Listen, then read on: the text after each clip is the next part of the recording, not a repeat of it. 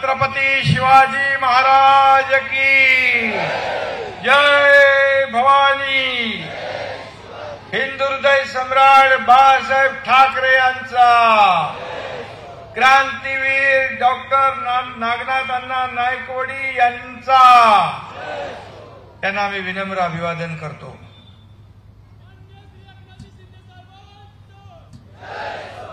आजच्या सभेला उपस्थित सर्व मान्यवर, माननीय विनयजी कोरे साहेब, गौरवभाऊ नायकवडी, सत्यजित देशमुख, वैभव काका नायकवडी, सदाभाऊ खोत, भीमराव माने अण्णा, धैर्यशील माने, राजू वाघमारे, निशिकांत पाटील, आनंदराव पवार, राहुल माडिक, केदार पाटील, विक्रमभाऊ पाटील, सम्राट माडिक, संदेश कांबळे, अजून कोण असतील ते सर्व मान्यवर। कारण वेळ कमी आहे, व्यासपीठावर बसलेले सर्व मान्यवर आणि वारणा धरणग्रस्त तांदोली अभयारण्य संग्राम संघटनेचे सर्व उपस्थित प्रमुख मान्यवर आणि मोठ्या संख्येने एवढ्या उशिरापर्यंत आपण या सभेला उपस्थित बांधव भगिनी आणि पत्रकार मित्रांनो, खरं म्हणजे नागनाथ अण्णा हे शूर स्वातंत्र्य सेनानी होते आणि त्यांचा हा वाळवा तालुका खरं म्हणजे ब्रिटिशांना सळो की पळो करून सोडणारे नागनाथ अण्णा या भूमीमध्ये जन्माले आले, ही भूमी पावन केली आणि त्याचे आपण साक्षीदार आहात। त्याबद्दल आपण सगळे भाग्यवान आहात आणि मला देखील या पावन भूमीत येण्याचं भाग्य लाभलं, त्याबद्दल मी आपल्या सगळ्यांना मनापासून धन्यवाद देतो। त्याने देशसेवेसाठी आज जे जे काही केलं, सशस्त्र सेना उभी केली आणि त्यांचे वंशज आज आपल्या व्यासपीठावर आहेत। खरं म्हणजे धरणग्रस्तांसाठी लढा देणारा हा खऱ्या अर्थाने लोकनेता, कर्मयोगी म्हणून त्यांचा नावलौकिक होता। मी पण त्यांच्यासारखाच, आपल्यासारखाच प्रकल्पग्रस्त आणि धरणग्रस्त आहे। कोयना धरणातला धरणग्रस्त मी पण आहे आणि म्हणून आता मी मुख्यमंत्री झालोय। जसं कोयनेच्या धरणग्रस्त प्रकल्पग्रस्तांना न्याय आता मी देतोय, तसं नागनाथ अण्णांचं स्वप्न देखील हा मुख्यमंत्री पूर्ण केल्याशिवाय राहणार नाही। आणि म्हणून आज वारणा तालुक्यातील धरणग्रस्तांच्या अनेक मागण्या आहेत। मला येताना सावकारांनी सांगितलं की नागनाथ अण्णांच्या बाबतीमध्ये देखील सगळी माहिती दिली आणि मलाही माहित आहे की एक स्वातंत्र्य सेनानी या भागात जन्माला आला आणि अख्खं आयुष्य त्याने धरणग्रस्त आणि प्रकल्पग्रस्तांना दिलं। खरं म्हणजे मोठमोठे प्रकल्प होतात, परंतु त्या प्रकल्पाला जमिनी देणाऱ्या लोकांना न्याय मिळत नाही, ते वंचित राहतात। आज कोयनेचं काय, आपलं वारणा धरणग्रस्तांचं देखील काय। खरं म्हणजे हे सगळं जे आहे खऱ्या अर्थाने मोठमोठी धरणं होतात। आज कोयनेच्या धरणामुळे अख्ख्या महाराष्ट्राला वीज मिळती आहे। आज वारणा धरणग्रस्तांमुळे आज या भागामध्ये लोकांना न्याय मिळाला, परंतु ज्यांनी जमिनी दिल्या त्यांना न्याय मिळाला नाही, ते अजून वंचित आहे। पण बांधवांनो, भगिनींनो, आता तुमच्यातलाच एक मुख्यमंत्री झालेला आहे, त्यामुळे तुम्हाला न्याय दिल्याशिवाय हा मुख्यमंत्री थांबणार नाही, हा शब्द मी आपल्याला द्यायला आलेलो आहे। आणि म्हणून आज धरणग्रस्ताच्या वेदना आणि दुःख मला कळतंय, मला समजतंय। सर्वसामान्य शेतकरी, कष्टकरी, कामगार, माता भगिनी, माझे तरुण, युवा, ज्येष्ठ, या सगळ्यांसाठी हे सरकार काम करतंय। हे सरकार तुमचं आहे, हे सरकार सर्वसामान्यांचं आहे। आज आपलं सरकार स्थापन व्हायच्या अगोदर महाविकास आघाडीचं सरकार होतं।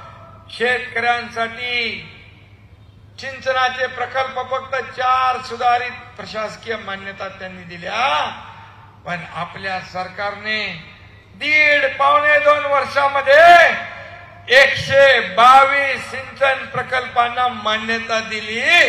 हे आपलं सरकार, हे आपलं सरकारचं काम. आज शेतकऱ्यांच्या पाठीशी उभं राहणारं सरकार आपलं.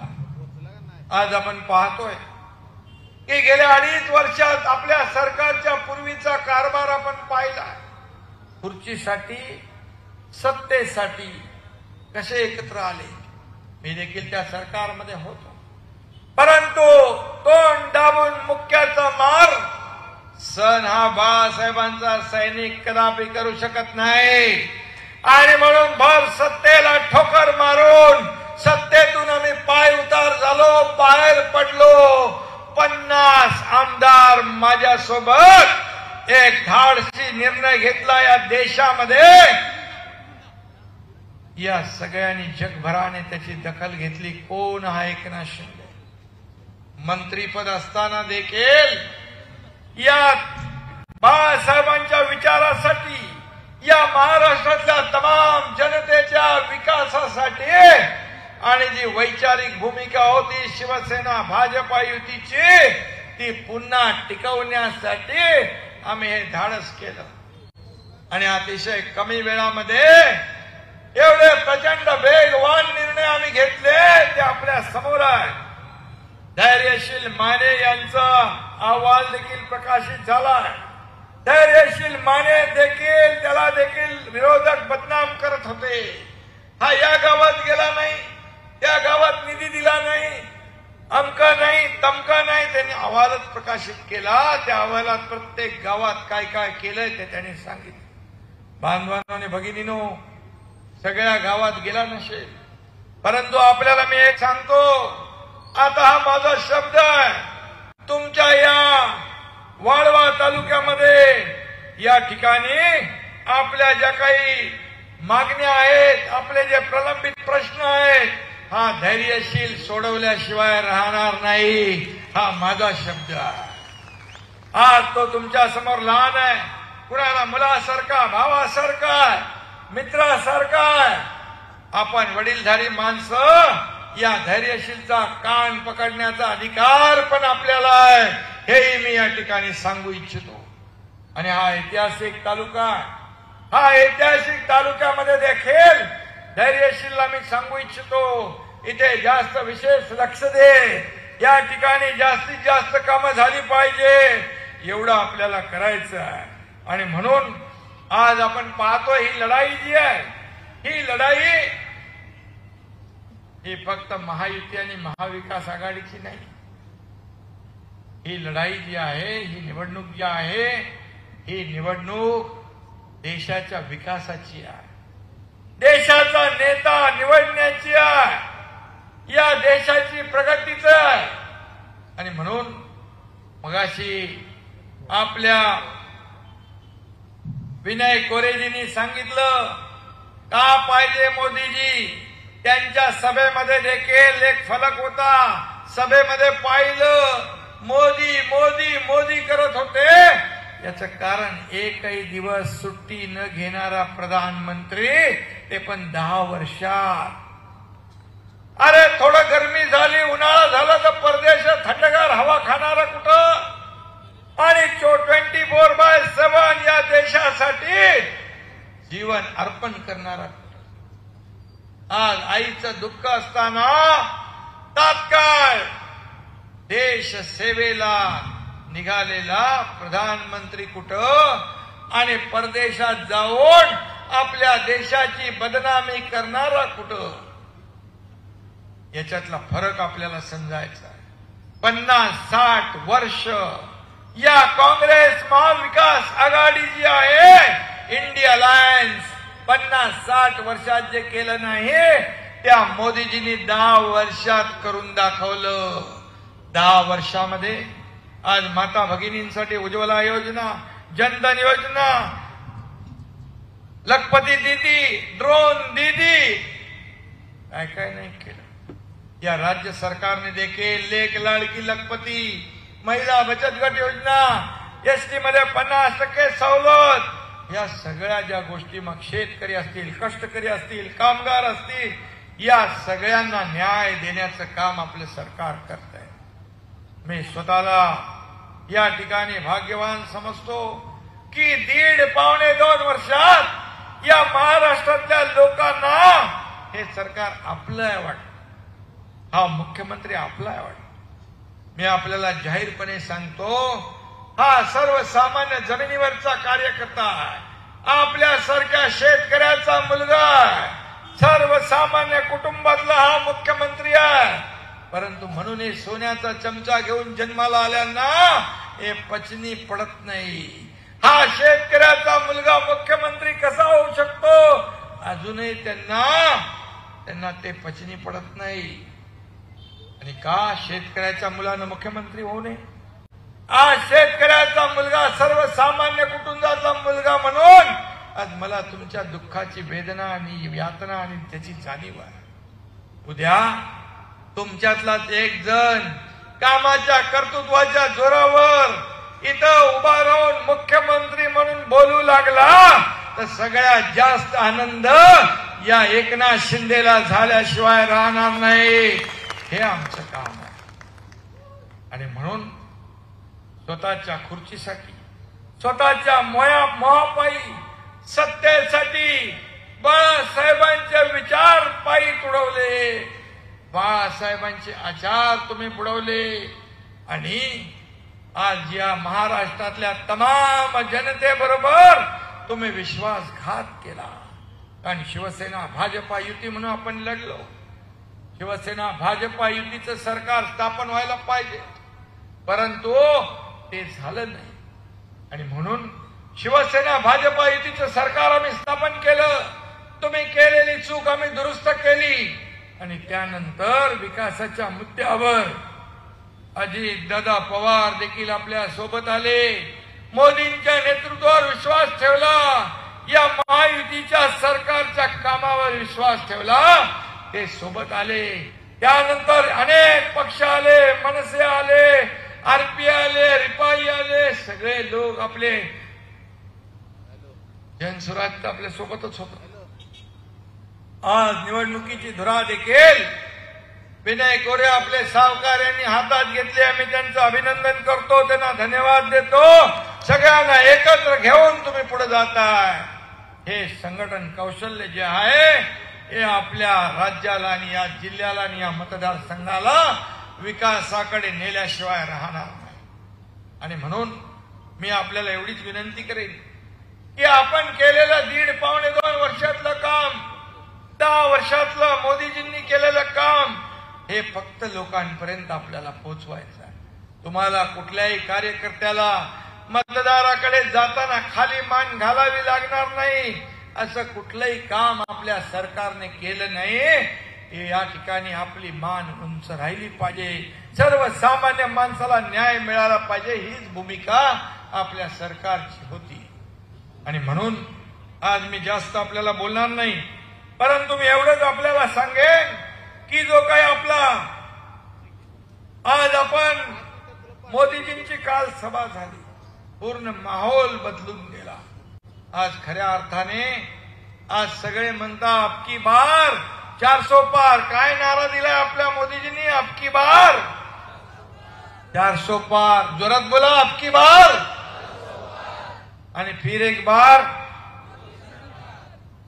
आणि पुन्हा एकदा धैर्यशीलच खासदार असं झालं पाहिजे. कारण त्या 400 मध्ये धैर्यशील आपला पाहिजे ना. आणि म्हणून आपल्याला हे काम करायचं आहे. या निवडणुकीमध्ये आता दिवस कमी राहिले. या निवडणुकीमध्ये आपल्याला मेहनत करायची आहे. आता हे विरोधकांच्या पायाखालची वाळू सरकली आहे. इंडिया अलायन्स सगळे कडवले एकत्र आले. मोदी द्वेषाने त्यांना कावीळ झाली आहे. मोदी द्वेषाने पछाडले. मोदीजींच्या विरुद्ध शिव्या शाप देत आहेत. आरोप करतात, पण 2014ला आरोप केले, मोदीजींचे खासदार वाढले. 2019ला आरोप केले तर विरोधी पक्षनेता बनवाय एवढे पण लोक नाही आले.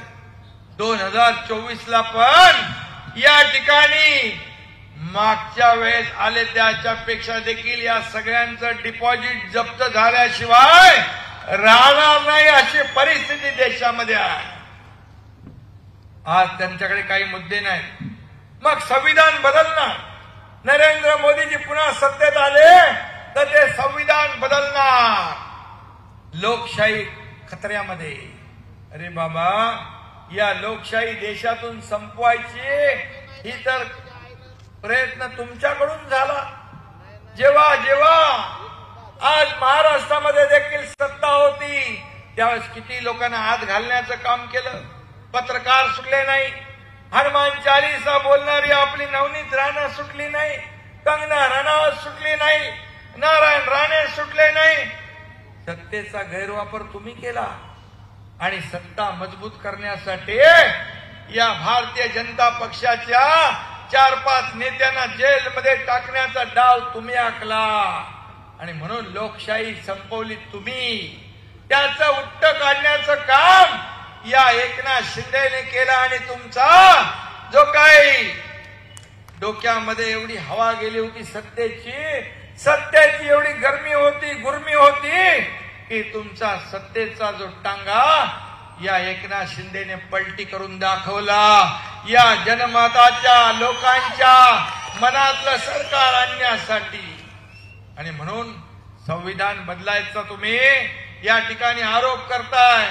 खरं म्हणजे काँग्रेसला आरोप आणि इंडिया अलायन्स या उभाटाला आरोप करण्याची त्यांच्यामध्ये म्हणजे आरोप करण्याचं त्यांना नैतिक अधिकार नाही. कारण बाबासाहेबांना ज्याने घटना लिहिली त्या बाबासाहेबांना निवडणुकीत पाडण्याचं काम कोणी केलं तर ते काँग्रेसने केलं. काँग्रेसला बाबासाहेब म्हणायचे हे जळकं घर आहे, यापासून सावध राहा, हे बाबासाहेब म्हणायचे. संविधान दिन 50-60 वर्षात तुम्हाला आठवलं नाही. मोदीजींनी 2015 सालापासून संविधान दिन साजरा करण्याचं काम सुरू केलं, निर्णय घेतला. आणि मग तुम्हाला मोदीजींवर बोलायचा नैतिक अधिकार राहतो का? हा माझा सवाल आहे. आणि म्हणून या देशात खऱ्या अर्थाने लोकशाही मोठी करण्याचं काम, लोकशाही प्रगल्भ करण्याचं काम, सर्वांना या बाबासाहेबांच्या घटनेचा आदर करण्याचं काम खऱ्या अर्थाने या देशामध्ये मोदीजींनी सुरू केलं. या देशाचं नाव जगभरामध्ये रोशन करण्याचं काम कोणी केलं? मोदीजींनी केलं. आज कोविड मध्ये देखील प्रत्येकाला वॅक्सिन दिलं. देशातल्या लोकांना तर दिलंच, पण जगभरातल्या लोकांना दिलं. आज जगातले देश मोदीजींवर प्रेम करतायत कारण संकट काळामध्ये मोदीजी त्यांच्या पाठीशी उभे राहिले. आणि म्हणून या देशाचं नाव आता भारत. पूर्वी भारत बोलायचा पण जग काही ऐकायचं नाही. कारण प्रधानमंत्री मोदीजी आल्यापासून भारत बोलतो आणि जग हलतो, अशी परिस्थिती आता निर्माण झाली आहे. अयोध्येमध्ये राम मंदिर बांधलं. 500 वर्षाचा इतिहास होता. करोडो राम भक्तांचं स्वप्न साकार केलं. 370 कलम काश्मीरमध्ये हटवून दाखवलं. कुणी हिंमत केली होती आतापर्यंत? मोदीजींच्या नेतृत्वाखाली अमित शाह साहेबांनी आपला काश्मीर, आपला नंदनवन आपल्या देशाला जोडण्याचं काम केलं. ही देशभक्ती आहे, ही राष्ट्रभक्ती आहे. मोदीजींचा जन्म राजनीतीसाठी नाही, त्यांचा जन्म राष्ट्रनीतीसाठी झालेला आहे. Congress, India alliance, cut, commission आणि करप्शन फर्स्ट ही त्यांची नीती आहे. पण मोदीजींचं नेशन फर्स्ट, पहिलं राष्ट्र, ही नीती आहे, हा अजेंडा आहे. अरे तुमच्याकडे अजेंडा पण नाही, नीती पण नाही, नियत पण नाही आणि नेता पण नाही. आज इकडे नेता आहे, खंबीर नेता आहे आणि देशाच्या विकासाबद्दल गंभीर नेता आहे. हे नेतृत्व जे लाभलेलं आहे त्याच्यावर जळतायत सगळे. कसं काय होणार, मोदीजींना कसं हरवणार, हाच अजेंडा घेऊन चाललेत. पण मोदीजी देशाचा विकास कसा होणार हा अजेंडा घेऊन चालले. मोदीजी तिकडे बघत पण नाही. मोदीजींनी फक्त वाकडी नजर फिरवली ना तर काय होईल त्यांना माहित आहे. पण मोदी एक मन आहे, हाती चले बाजार. पुढे काय, हाती चले बाजार आणि ते मग बाजूला हातीला काय फरक पडत नाही. आणि म्हणून मी आपल्याला एवढं सांगतो की या वाळव्यामध्ये आज नागनाथ अण्णांना खऱ्या अर्थाने श्रद्धांजली द्यायची असेल तर त्यांनी केलेलं काम आपल्याला पुढे न्यायचं आहे. त्यांची आठवण मनामध्ये चिरंतर आपल्याला ठेवायची आहे. त्यांचं काम, त्यांनी केलेलं जे काय देशसेवा हे चिरंतन कायम आपल्या मनामध्ये आहे. आणि म्हणून मला मगाशी सांगितलं, आपल्या वैभव नायकवाडी यांनी 4 पट जमीन सुधारणेच्या दृष्टीने आपण प्रयत्न करा. हजारो लोकांना त्याचा फायदा होईल आणि सरकार जिथं शेतकऱ्यांना फायदा होईल तो निर्णय घेतल्याशिवाय राहणार नाही. हा देखील या ठिकाणी शब्द आपल्याला देतो. त्याचबरोबर नागनाथ अण्णा नायकवाडी धरणग्रस्त महामंडळ बनवण्याची मागणी आहे. हा मुख्यमंत्री आपल्याला शब्द देतोय, नागनाथ अण्णांच्या नावाने हे महामंडळ आपण करू.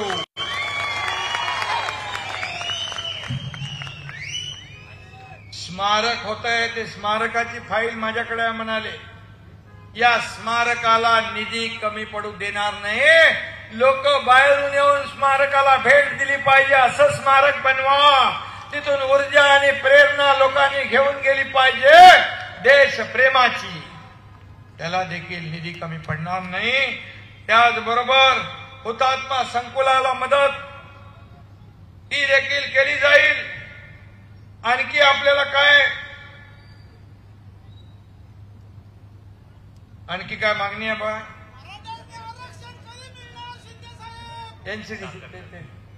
साखर कारखाने अडचणीत आहेत, त्यांना देखील न्याय देण्याचं काम आपण करू. आणि टेंबू योजना जी आहे त्याच्या बाबतीमध्ये देखील या धरणग्रस्तांसाठी जे केलेला त्याग आहे त्यांच्या बाबतीमध्ये त्यांचा उचित सन्मान देखील केला जाईल. आणि गौरव, तुला सांगतो, तुझ्या पाठीमागे अख्खं सरकार आहे. जसं ब्रिटिशांना तुझ्या आजोबांनी सळो की पळो करून सोडला होता, तसं तुला कुणाला सळो की पळो करून सोडायचं आहे?